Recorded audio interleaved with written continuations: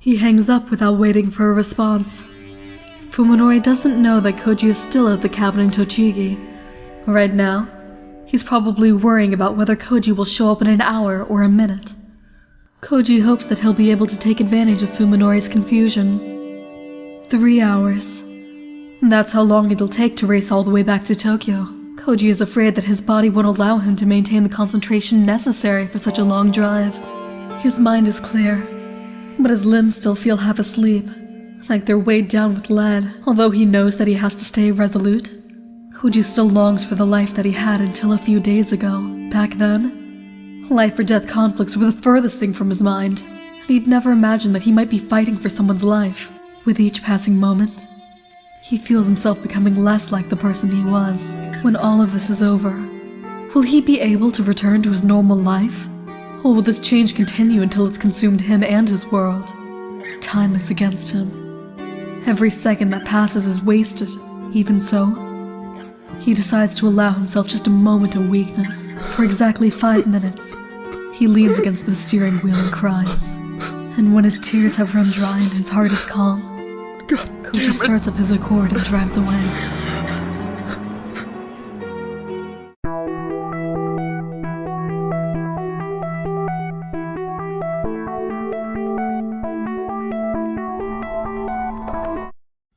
I stare at the silent phone for a while. There's anger, of course, but something cold and heavy holds my emotions in check. The sense of danger, to be honest. I'm surprised at how calmly I'm handling this. Yo looks up apprehensively from where she was attending to my manhood throughout the call. Perhaps mistaking my silence for annoyance, she desperately rubs her breasts against my shaft and attacks the head of my penis with her tongue. The remaining fragments of her memory seem to have joined together, as she's regained some degree of speech. Upon realizing this last night, Saya immediately began to teach her language once more, finding it amusing to teach her new pet new tricks. Don't be mad. You will try harder. Still gazing up at me pleadingly, Yo sucks on my penis without even taking the time to breathe. Her ministrations threaten to fill my head with a white fog of pleasure that would impede my thoughts. And besides, my arousal has already vanished. At first I consider making her stop. When I gaze into her puppy dog eyes, however, I begin to think differently. Thanks to Saya's efforts, I have a family once again. For the first time, I'm becoming aware of the responsibility that places on me. I am now the head of the new Sakisaka household, as well as its only male member. It's my duty to protect, to comfort, and to ensure the happiness of the women living under my roof. With that in mind, I know that I mustn't carelessly show any fear or confusion. Continue, Yo. Yes. I entrust my manhood to Yo's ripe breasts, basking in the pleasure with one part of my mind, while contemplating our current predicament with the other. It is clear that I made a grave, irredeemable error when I failed to finish Kouji off 2 days ago. Right now, I need to set my frustration and anger aside and deal with this problem logically. It's time to leave. I have no way of knowing when Kouji escaped from the well, how much he has learned, or how many people he has had contact with since then. Now that it's impossible to know how far the problem has spread, simply disposing of Kouji again won't guarantee our safety. Right now, Kouji is like a poison in a reservoir. No matter what, it will never be possible to filter all of the poison out of the water. What should one do in this situation? The answer is obvious. Stop drinking water. The only choice is to find a new place to drink and start a new life. Fuminori? Who were you talking to? Saya returns from the kitchen where she'd gone in search of a midnight snack. She's munching on her favorite, spare ribs.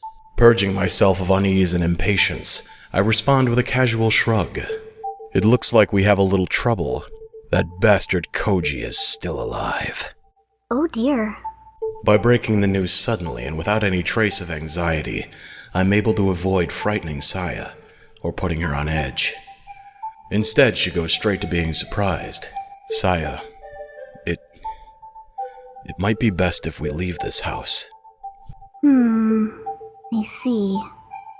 Saya lowers her eyes and strokes her chin thoughtfully. Despite the severity of the situation, of which Saya is no doubt fully aware, she has gone straight to the planning stage without wasting time getting upset. I knew remaining calm would work. Moreover, I'm currently getting my penis sucked by Yo. It would be hard for anyone to get too serious under these circumstances. Well, either way, this area would have gotten dangerous once people realized that Suzumi-san's family has disappeared. I think that this day would have come sooner or later. Yeah. Saya nods. I can tell that she's reluctant to leave, but at least there's no sadness in her expression. Everything will be fine. In this way, I will continue to protect my life with Saya. I have that power. Knowing that we've overcome one problem gives me new confidence. By the way, Saya, I'm almost... Huh? Wait! Saya hastily discards her spare ribs and pushes the still sucking Yo off of me. Fuminori, you're harder for Yo's breasts than you are when you're with me. Well, that's... Despite her scolding tone, Saya gently and passionately wraps her mouth around my manhood. With my orgasm already charged up by Yo, Saya's ravenous tongue and throat push me over the edge instantly. Saya, I'm... Come on. Give me your... Before Saya finishes, I thrust deep into her throat and unleash my lust as I stare into her eyes. Even while moaning around my penis, Saya grabs me firmly by the waist and swallows all of my seed without choking. That was good. You're so greedy, Saya, I say, smiling wryly as I look at Yo, who's lying limply on the floor. You always keep it all for yourself. Of course. I won't forgive you if you give it to any other woman. After baring her teeth at me grumpily, she burrows her face into my stomach. I'm serious, okay? It's adorable how Saya goes from angry to pleading like this. I find myself reaching down to muss up her hair. Don't worry, I won't. Now then, we better get ready. Okay. We can travel light and borrow the Suzumi family car. I'd better withdraw everything that's left in my bank account and carry it as cash. I'll also need a weapon, something more reliable than a butcher's knife. Kouji will most likely follow. He thinks that Yo can be saved after all. However, I'm not abandoning this house just to run away. Now that Kouji knows our location, staying in one place will put us on the defensive. I'm not about to do something so foolish. I need to find a way to regain the initiative and deal with Kouji at a place of my own choosing. The next time we meet, I'll kill him with my own hands. I'll make sure to wring every last drop of life out of his body. A shiver runs through me as I anticipate the battle ahead, and my bloodlust feels like orgasmic fire burning in my loins. When she looks up, the morning sun is already streaming in through the window. Tired from hours of poring over files, Ryouko removes her glasses and massages her aching eyes. Her dreams are always filled with horror, yet the night she just spent was more nightmarish than them all. And it's not over yet. She's only just set foot in the threshold. As expected, the files left behind by Ougai Masahiko were not the sort that Ryouko could simply pick up and read. Fortunately, Ougai had been too old-fashioned to put his trust in electronic media. If he'd encrypted his files on a computer, she'd have had to find a hacker to decipher them. Apparently, however, Ougai had not wanted to take the time necessary to write every sentence in code. The method he had chosen was, in fact, quite simple. Of the vast number of files Ryouko had found in his underground lab, the majority turned out to be notes and theses from Ougai's days as a student. The important papers were the diaries and research notes that had been scattered throughout the piles and piles of worthless scrap. At first, she was unable to understand the documents that she had found. Each sheet was covered with text on one side and blank on the other. Each line was completely unrelated to the next, making it impossible to glean any meaning from the paper as a whole. The trick revealed itself, however, while she was sorting the pages that made no sense. She found that each line continued on the same line of a different page. In Ougai's diary, for example, the first day would begin at the first line, then continue not with the next line, but with the first line on the next page. Similarly, the second day was the second line, the third day was the third line, and so on and so forth. After filing all the lines on one set of pages, Ougai had torn them out and hidden them by scattering them among his other files. There was no regularity in how the pages were numbered, of course. There was probably a random number list somewhere, but, unable to find it, Ryouko had no choice but to figure out the page order manually. Despite knowing that the task would be exhausting, Ryouko set to it valiantly. After separating all of the loose-leaf sheets from the jumbled files, she began the painstaking process of linking pages together according to the contents of the first line. Ougai had apparently dismantled and scattered the diary after finishing a number of days equal to the lines on one page, and had done the same to his research reports every 30 pages or so. The diary was much easier to restore. Because the entries varied in length, later pages had the largest number of blank lines. The page with only one line, therefore, was the last page of the diary, and those with the most blank spaces could be considered closer to the end. Ryouko's perseverance paid off, for she had already succeeded in restoring several volumes of Ougai's diary. As she rereads them, she feels despair draining her spirit, as it has so many times before. This cursed feeling of powerlessness that comes with knowing hidden truths. Those who have tasted it once shall be beaten down by it again and again, until the day they die. All the secrets are connected, after all. Once you have glimpsed even the tiniest fraction of the world's true horrifying face, you have no choice but to watch in terror as the veil continues to roll back, inch by inch. All that's left is to wait for the day when insanity will crush your reason under its ever-increasing weight. I have succeeded in communicating with the organism. It shows enormous curiosity, and its intelligence is beyond doubt.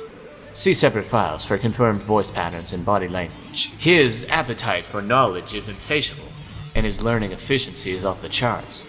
However, he exhibits absolutely no desire to be recognized as an individual. His ego appears to be quite weak. His psyche is clearly different from a human's. His ability to learn languages is astounding. No, perhaps I should say, ability to develop communication. When I laughed at his mispronunciations, he immediately picked up the concept of puns. Ever since, he has been employing his entire vocabulary in an attempt to find puns that will make me laugh. Perhaps in a few days' time, he will have learned enough language for us to communicate freely.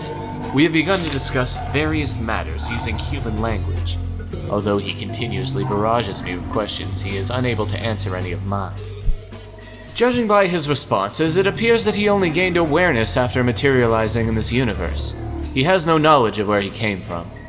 While I am disappointed, the fact that he has reached this level of intelligence only 1 week after starting to think tells me that there is no end to what I can learn from him.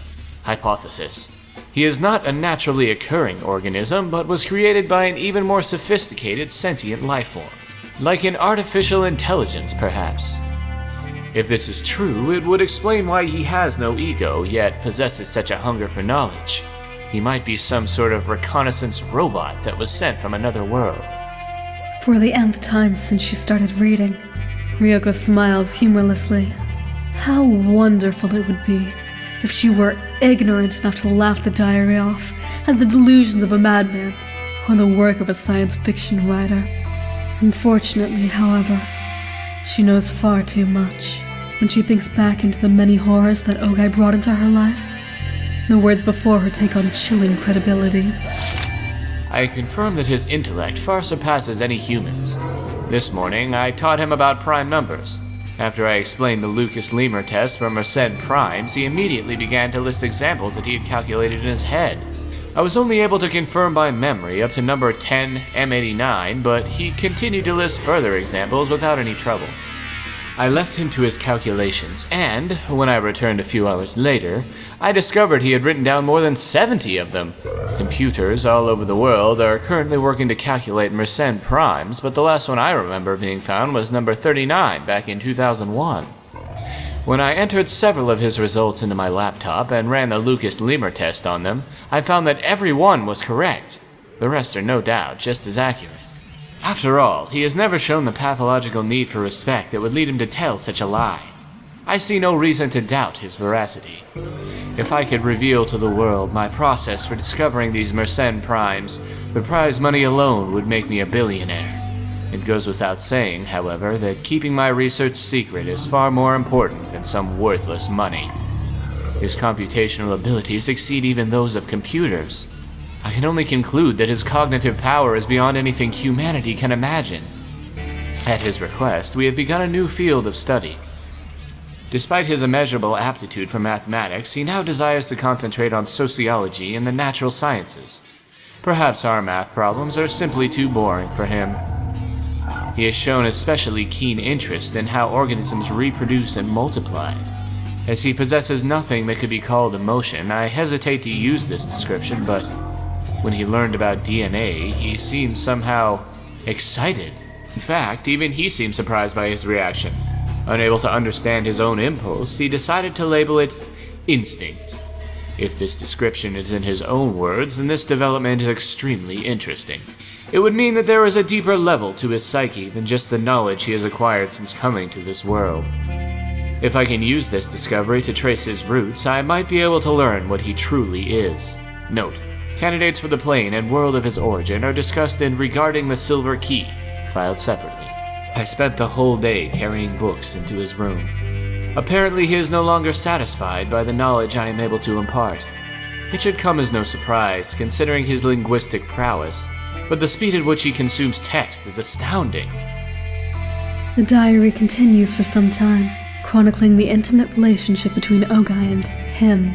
In the back of her mind, Ryouko imagines the old professor climbing down the well in the middle of the night to hold congress with some inhuman creature in that bizarre laboratory. The image is disturbingly similar to the nightmares that have plagued Ryuko's dreams and shattered the silence of many nights with her screams. What follows, however, makes her worst nightmares pale in comparison.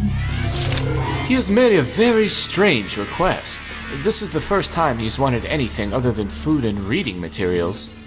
I can hardly believe it, but he wants to consume the sperm of living creatures. This is separate from his desire for food. Once again, he is describing this impulse as instinctive. Now that he has declared himself a life form that needs the sperm of males, he has begun to consider himself female. Starting tomorrow, I suppose I will have to start calling the organism a she. Is the personality that she is exhibiting really just an imitation created for her amusement? Ever since she started to immerse herself in human culture and literature, she's been acting surprisingly human. She recognizes herself as female and already possesses an enormous amount of knowledge. Is she trying to create a human identity for herself based on these? I have seen her laugh, grow angry, and today she cried. Is she just copying our emotional displays? If not, then she is already. Is the soul something that any intelligent life form can acquire? I feel that I am witnessing something even more mysterious than the secret of life. Today is her birthday. Although it is a year late, I want to give her a heartfelt gift. Saya was the name of my mother's cat. In my childhood, she was my sole friend and my beloved. I decided not long ago that if I were to ever be blessed with children, I would give that name to my daughter. Happy birthday, Saya. Let this be the name of your soul. You have earned it. The ability that Saya has discovered in herself is showing more extraordinary results each day. I have no doubt that she is a kind of artist. What exactly is it that she created in her body from the rat semen I gave her? At this point, I can only surmise that it is a type of retrovirus, a reverse transcriptase enzyme that creates exactly what she desires. The rats, or rather the creatures that were once rats that have been transformed by her art, are so very beautiful. The many enzymes secreted by her body and the various appendages she uses are discussed in detail in my biological observations, filed separately. Here, I will say this. By witnessing Saya perform her operations on several rats, I have gained much confidence in my theory that her body is designed specifically to manipulate the biology of other organisms. Ryouko looks grimly at the still unsorted mountain of research reports. When she finally manages to separate those papers, she'll probably find the many other files mentioned in the diary. Ougai's biological observations. At the very least, she wants to look through those before facing the thing called Saya. Under no circumstances does she want to go into battle unprepared. She looks at her watch and sees that it's 7 a.m. Assuming Tonokoji drove without making any stops, he should be arriving in Tokyo about now. Now that it's too late, she wishes that she'd stop the stubborn young man from leaving, even if she'd had to shoot him in the leg. Kouji pulls up 2 blocks away from the Sakisaga house and stares at the silent building. In the bright light of morning, the Sakisaga house seems to be shrouded in a dark miasma, like a black hole torn out of the landscape. Is it just a figment of Koji's imagination? Every window is closed, offering no glimpse of the inside. Kouji has no way of knowing whether or not Fuminori is home. A pedestrian, probably a neighbor, walks his dog down the street, glancing back at Kouji after he passes by the Accord. Kouji isn't surprised that he'd draw attention even though he's sitting inside his car. He hasn't bathed or changed clothes since spending the night in the mud at the bottom of a well, so he must look like some sort of homeless drifter. When he looks in the rearview mirror, he sees the haggard face of a man with 1 foot in the grave staring back at him. It's hard to believe that the unshaven, tired face really belongs to him. If he stays here for too long, he might very well be reported to the police. He'd better pull himself together and get moving. After driving slowly up to the front of Fuminori's house, Kouji quickly checks to make sure no one's around, then gets out of the car. Anyone who might be in the house probably heard the sound of the car, but there's no point in worrying about that now. Kouji walks swiftly through the gate and yard to the front door. He puts his hand on the doorknob, foregoing ringing the doorbell or knocking. The time for such pleasantries has passed. The door is unlocked, and the knob turns easily in his hand. He puts his ear against the door and listens for any sounds coming from inside the house. It's like I'm a thief, he thinks, feeling some shame. There doesn't seem to be anything moving inside. After checking the street again to make sure that no one's looking, he quickly opens the door and disappears inside. A strange stink immediately assaults his nostrils.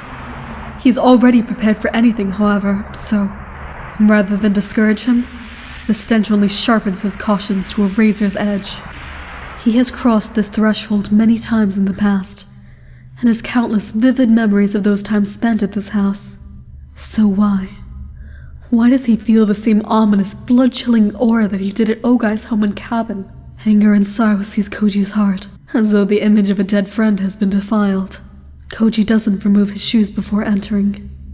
He knows why he's here after all. Every rain shutter is closed, filling the house with gloom, and he can see nothing but pitch-black darkness through the open doors of the various rooms. I should have brought my flashlight from the car. He thinks ruefully, then remembers that he dropped the light when he was attacked by Fuminori outside of the well.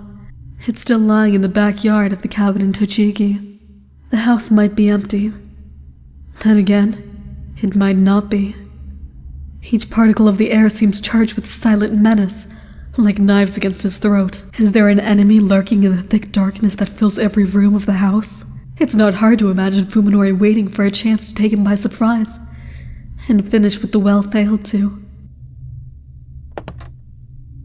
Kouji walks down the first-floor hallway, then climbs the stairs to the second floor and checks that hallway too.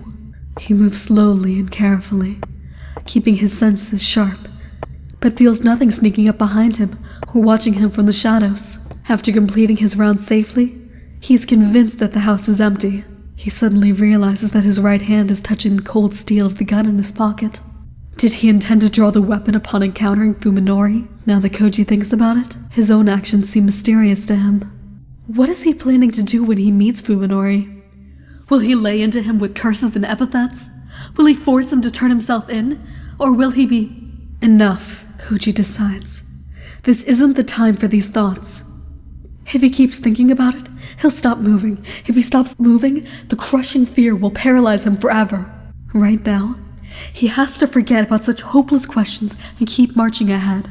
He has to close the distance to his prey. In any case, Fuminori isn't at home. What form their reunion takes will probably be decided at the moment of their meeting. All Kouji has to do is not hesitate. Still, why does the whole house smell like stagnant water? It's been 3 months since Fuminori shut his friends out of his affairs. Just what kind of life has he been leading all this time? Kouji enters the living room and feels along the wall for the light switch. The moment he flips it on, the answer to his question is revealed. What? How far has Fuminori gone? Kouji realizes that this is the first time he has encountered Fuminori's insanity in visible form. From the dust piled in the corners of the room, it's clear that the paint was not applied recently. How many nights has Fuminori spent surrounded by this maddening array of color? Why? If such obvious signs were available, why didn't Kouji realize that something was wrong before it got this bad? Was he deaf to the dying screams of Fuminori's sanity as it crumbled away? Was their friendship really so worthless? As he stands petrified in the unfamiliar room, Kouji directs his anger entirely at his own powerlessness. If he could, he would like nothing more than to apologize to the old Fuminori for not helping him in his lonely battle against his suffering. Kouji feels that he might have been able to save Fuminori. Maybe he's arrogant to think so, but if so, the arrogance was born out of kindness. Kouji passes through the living room and opens the sliding door that leads to the kitchen. When he enters, he finds that the most disturbing of the many stenches that have been found torturing him is at its strongest here. Blood. The room is redolent with the smell of countless layers of blood grown stale over time. He peers into the well-used sink. Around the rim, he sees faint, brownish-red blotches that water alone couldn't rinse off. Even more unmistakable are the stains on the dish rag. Such stains are proof that many dishes were washed here, over and over again. But what could the cloth have been used to wipe off to make it that color? Kouji stares at the refrigerator next to the counter, as though it were something unbelievably terrifying. He stands motionless until he's able to work up the courage simply to touch it. And then he steels himself, grabs the thick handle, and opens the door. First he'll check the freezer, then the refrigerator. The large freezer is packed with frozen meat of varying shapes and sizes. As each piece is wrapped tightly in frosted over plastic, he's unable to tell what kind of meat it is. The meat in the refrigerator, however, has already been thawed for consumption. For a while, he can only stare in disbelief at the 5 fingers beckoning to him from the back of the compartment.